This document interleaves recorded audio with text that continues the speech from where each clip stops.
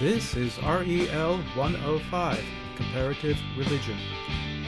This is the second of two discussions on Islam. Let's begin. Let's start by talking about Islamic law, theology, and practices as they relate to daily life. Family is one of the things that makes Islam unique among the religions of the book. Because they honor Moses, Muslims honor the Ten Commandments, one of which is honor your father and your mother. So like other followers of Moses, Muslims honor family. However, whereas Judaism and Christianity would stress one wife, Islam allows up to 4 wives. There is some discussion about this practice based on the Quran. The discussion centers around Surah 4 and verse 3. I'm reading from Quran.com. And if you fear that you will not deal justly with the orphan girls, then marry those that please you of other women, 2 or 3 or 4. But if you fear that you will not be just, then marry only one of those your right hand possesses. That is more suitable, that you may not incline to injustice. Some interpret this as meaning that a man can marry up to 4 wives as long as he treats all of them equally and fairly. Others say that this was a provision for war. After a major battle, you might have a large number of widows and orphans. In the days that this was written, marriage was one way to show mercy towards such displaced people. By bringing them into your family, you agreed to provide for them and protect them rather than leave them to poverty. This is further refined by the belief that men can take non-believers as wives, but women can only marry Muslims, natural-born or converted. Another practical matter is clothing. All are encouraged to dress in a conservative manner. This is taken a step further for women, who are often required to wear some kind of head covering. This may be a veil, or it may extend to the entire body in a burqa, a form of clothing where the entire body, including the head, is covered with only a small slit to be able to look out. If you're trying to develop a practical set of rules to live life by, one way to do it would be to look at the example set by Muhammad. Sadly, the Quran doesn't provide many details of Muhammad's life, so Muslims rely on the Sirah, his biography. By studying that book, Muslims have created the Sunnah, a compilation of traditions that teach people how to live. This book can be compared to the relationship between the Torah and the Talmud. The Torah is the revelation from God, the Talmud is a commentary. In the same way, Muslims have the Quran and the Sunnah. The Quran and the Sunnah provide the 2 main sources for Sharia, Islamic law. Sharia is a very important concept. Now, what do you do if someone is disobedient to these rules? Well, if a recognized authority feels that someone is breaking the law, if they're breaking Sharia, the leader can issue something called a fatwa. All by itself, a fatwa is simply a ruling. It's non-binding. For some extreme situations, though, some followers of Islam may choose to act upon a fatwa in order to enforce it. Let's move on from the practical to the eternal. What happens in the afterlife, after somebody dies? In its simplest form, those who disobey the commands of Allah are punished in hell, where there are flames. Those who follow the straight path go to a place filled with beautiful gardens. It is thought to be different than the Christian concept of heaven. One area where there is significant debate is the relationship of men and women. Many commentators would say that paradise is a place where both men and women live in an ideal state, enjoying youth and vitality. Some later commentators added the idea of numerous women made available to men for sex. At some point, the number became 72. Many commentators consider this to be a perversion of the teachings of the Quran. However, there are many who believe it.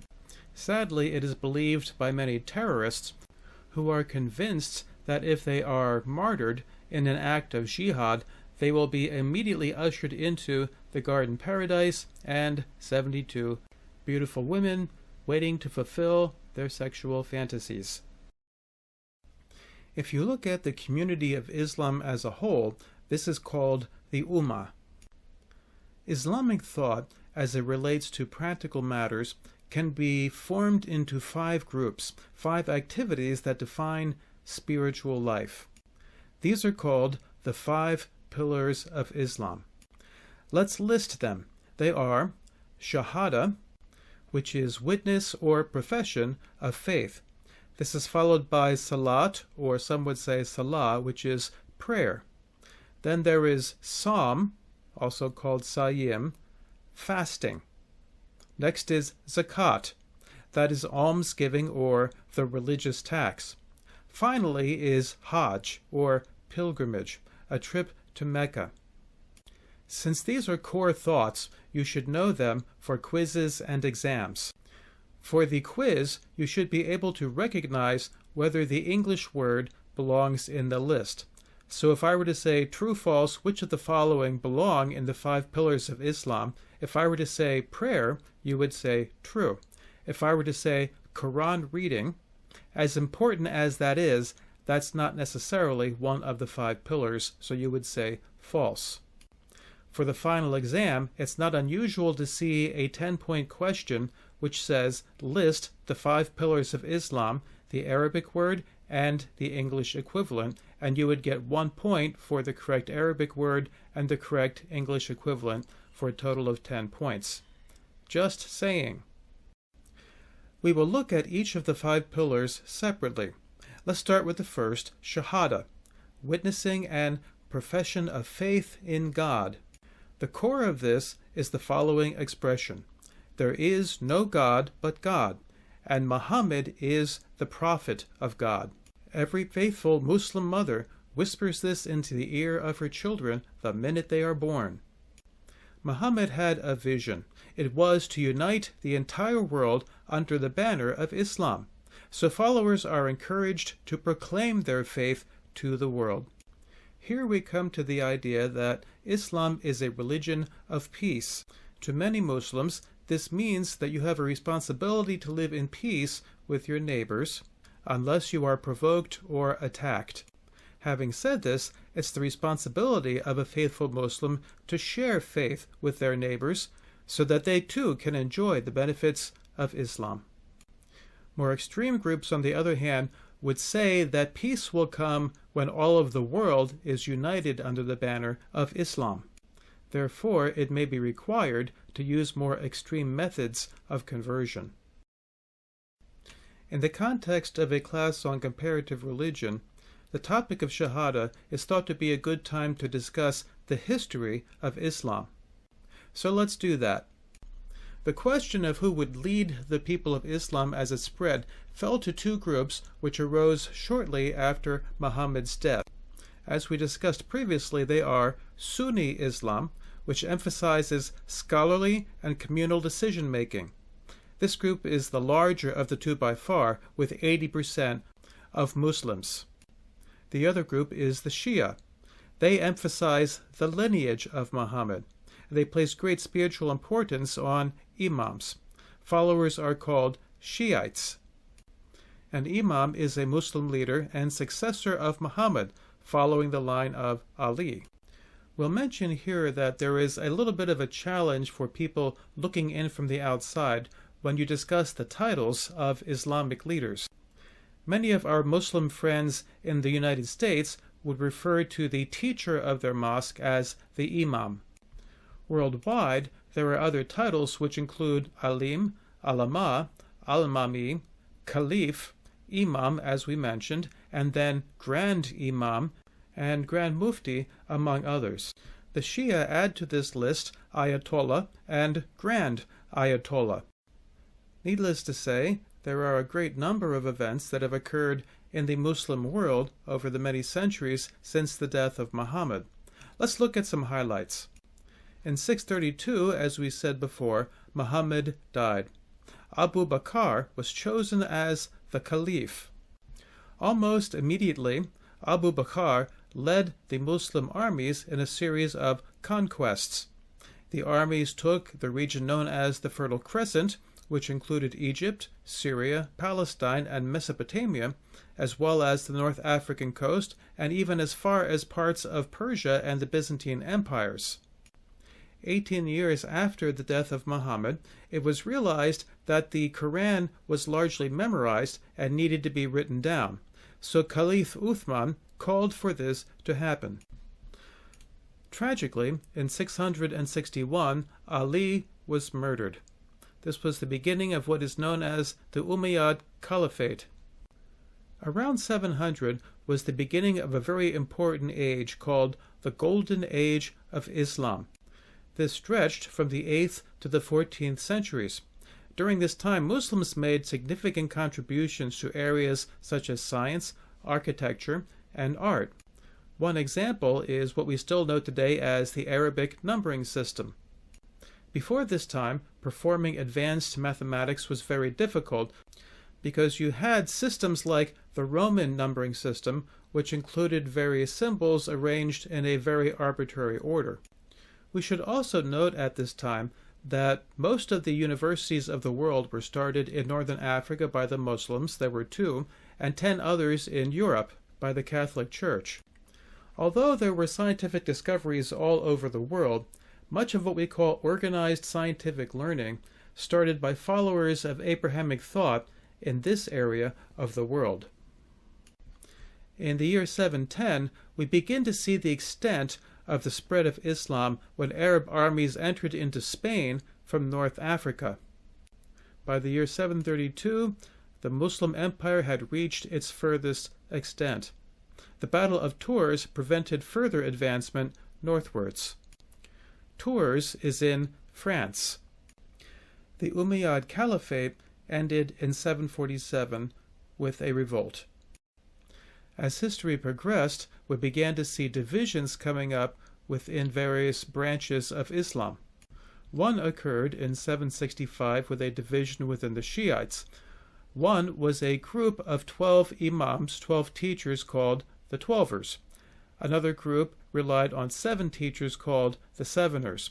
We'll talk more about them in just a minute. In the year 800, you saw the writings of the Hadith created. These were the sayings of the Prophet. Also at this time, we saw a further example of how far Islam spread when Sicily came under Muslim rule. The next important date is 869. On this date, we had the Zanj Rebellion. In this event, large numbers of people from Africa had been brought to Basra. There they were subjected to slave labor. If you want to learn more about this event, there are materials all over the internet. All you have to do is type Zanj Rebellion into a browser and read. Also at this time, a man named Muhammad al-Mahdi, the 12th Imam, disappeared. Some groups believe to this day that one day he will reappear. When he does, it will be the beginning of the apocalypse, the end of the age.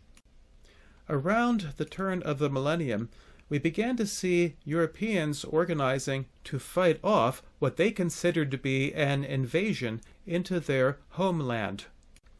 A group called the Christian Reconquista took much of Spain. Sicily was taken by the Normans. Around this time, Crusader kingdoms then began the push into Palestine and Syria. Finally, in 1099, the Crusaders took Jerusalem. This is also known as the First Crusade. It was a confusing time because, on the one hand, these actions were thought to be justifiable. Europeans saw foreigners invading again what they considered to be their homeland and territories that were once controlled by the Holy Roman Empire.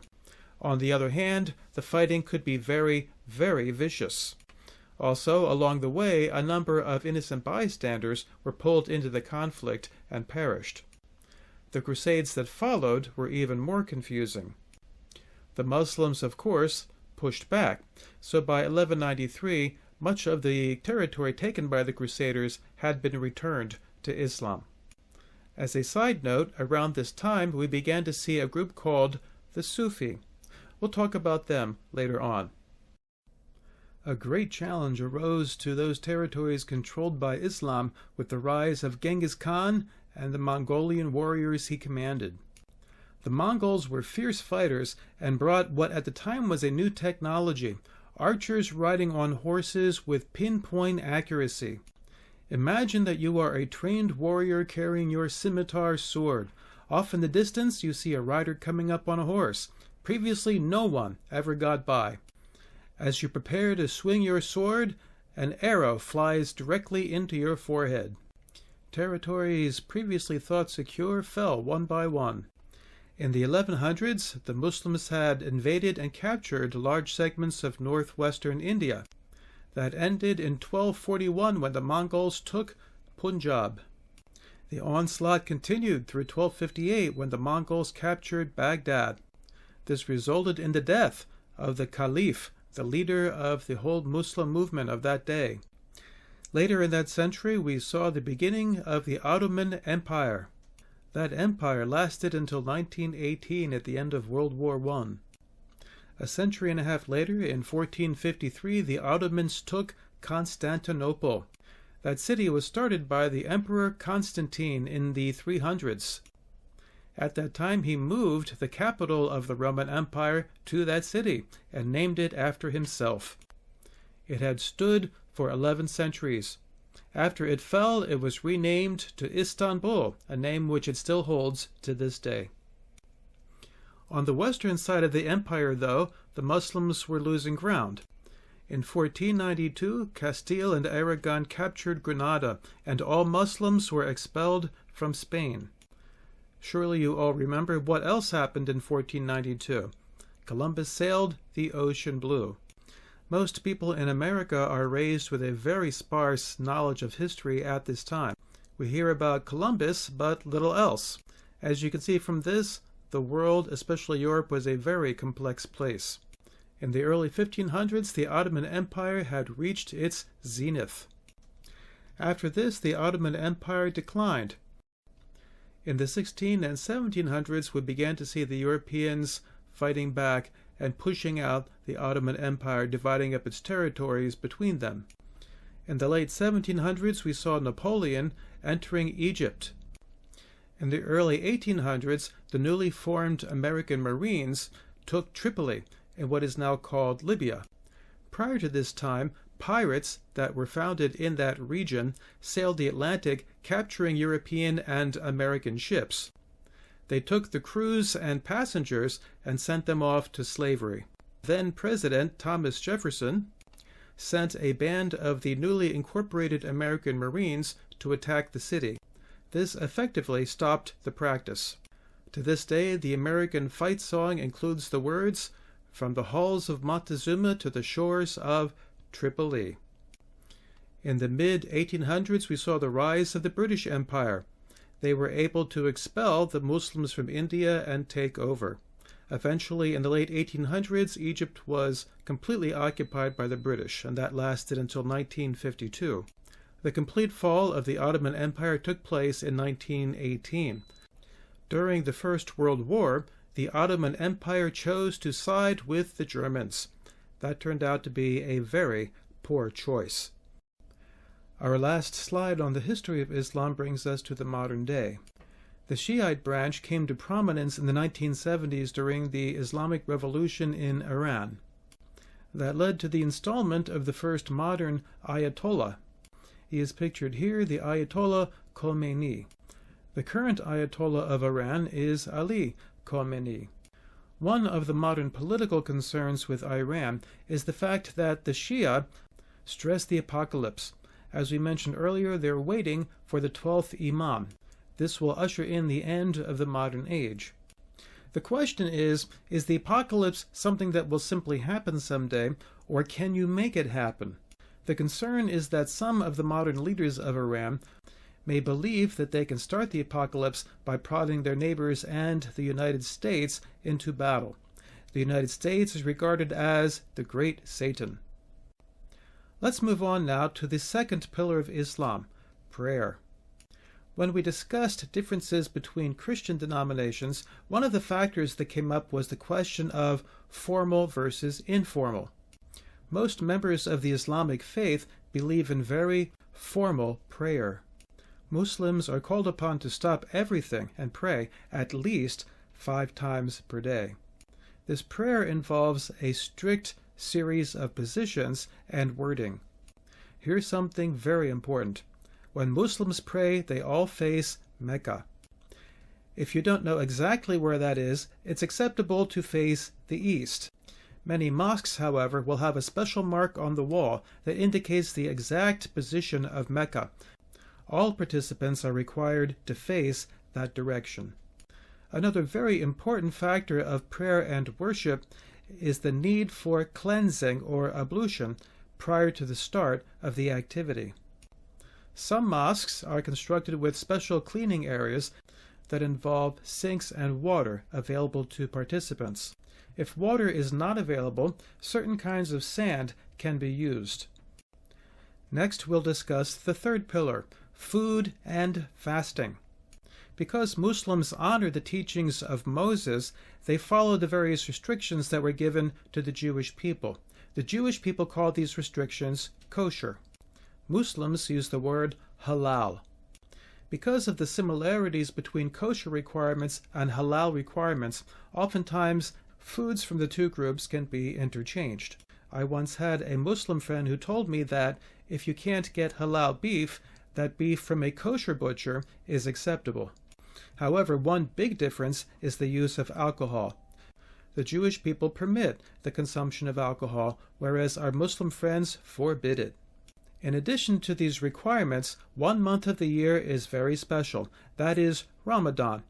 During this time, Muslims are encouraged to fast, that is, to abstain from food, including water, and sexual relations during the daytime.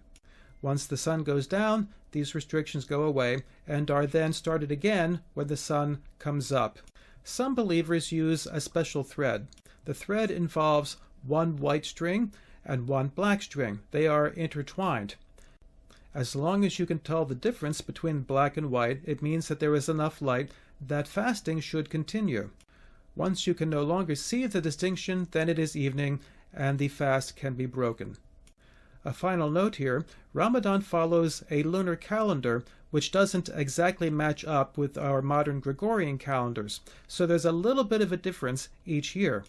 As a result, Ramadan can occur at different times of the year. If it is winter and the days are short, then this fast is easier. In the summer, it's much more difficult because of longer days. Also, with hot days, it can be quite a challenge because you can't drink anything. Many faithful Muslims believe that this encourages strength of faith.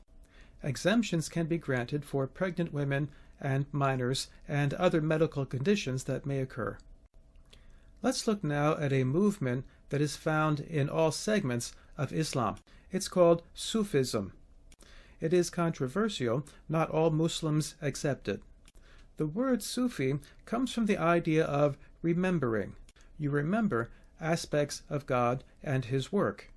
One way to be constantly reminded would be to wear a scratchy material like wool. Some say that the concept of Sufism comes from this root.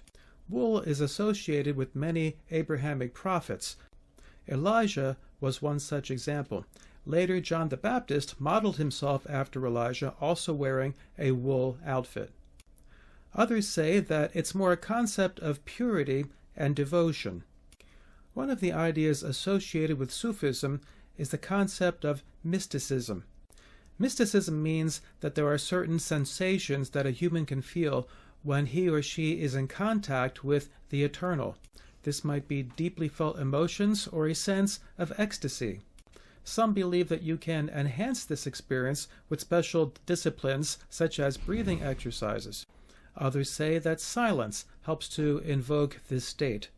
Others would say that motion is appropriately involved. This is where you get the idea of a whirling dervish, a group of individuals who believe that they spin in order to enhance a state of worship. The fourth pillar of Islam is giving to the poor, or charity. This involves two fundamental assumptions. The first is that your wealth belongs to God. Any good thing that you have has been granted to you by your sovereign and loving Creator. Next, when you give away your wealth, this results in wealth in paradise.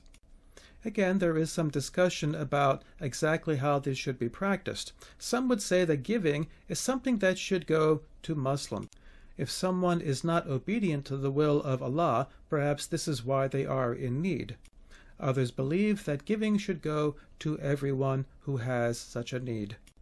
Some would view giving as having a healing effect against individual transgressions. It can purify the one who does it. In addition to that, some would say that giving can shield you from evil. So if you're going to go on a long journey, perhaps making a special gift to charity could help protect you. And now the last of the pillars of Islam, the fifth pillar, pilgrimage to Mecca, also known as the Hajj.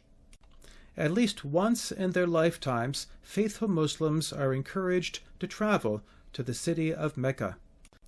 There are numerous activities involved in this visit, many of which are meant to bring to mind events in the life of Muhammad and others involved in the Islamic faith. One of the most important events is a visit to the Kaaba, Islam's holiest shrine. Notice that that word is underlined. It has a way of showing up in quizzes and exams. Again, just saying. The Kaaba was said to have been built by Abraham, known to the Muslim people as Ibrahim. It's the place where he offered his son Isaac. Prior to the life of Muhammad, this building fell into disrepair and was thought to be defiled by pagan activities. This meant that it needed to be purified and rebuilt. As we said, Muhammad played a significant role in those activities. As we close our discussion of Islam, let's look at some topics that involve the way Islam relates to the other peoples of the world. One controversial topic is jihad. This is viewed in at least three different ways by various Muslims. The first is a personal spiritual struggle to submit to God. The world is full of temptations from all sources, and the faithful must fight them. Next, jihad is seen by some as defense against attack from outsiders. People in this group would say that Islam is a religion of peace. Therefore, the faithful should live in peace with their neighbors. They are responsible to share their faith, but it should be done in non-violent ways. The exception to this would be times when outsiders commit acts of violence against the faithful. Then, of course, it is appropriate to defend. The final group would view jihad as the process of expanding Islam to all parts of the world. The world will not and should not see peace until all are subject to the banner of Islam. This would involve extremist groups such as ISIS and others who believe that terrorism and military force are tools of this expansion. Our last topic involves an American outgrowth of Islam, the Nation of Islam. Leaders of this group have included Wallace Fard Muhammad, Elijah Muhammad, Malcolm X, and today Louis Farrakhan. Outsiders view this movement with mixed emotions. To the extent that it preaches faith, self-reliance, morality, and common struggle for minorities, it can be seen as legitimate. However, to the extent that it uses anti-white and anti-Semitic rhetoric, it causes great concern. This topic merits a great deal more time than we are able to give it. Sadly, we have run out.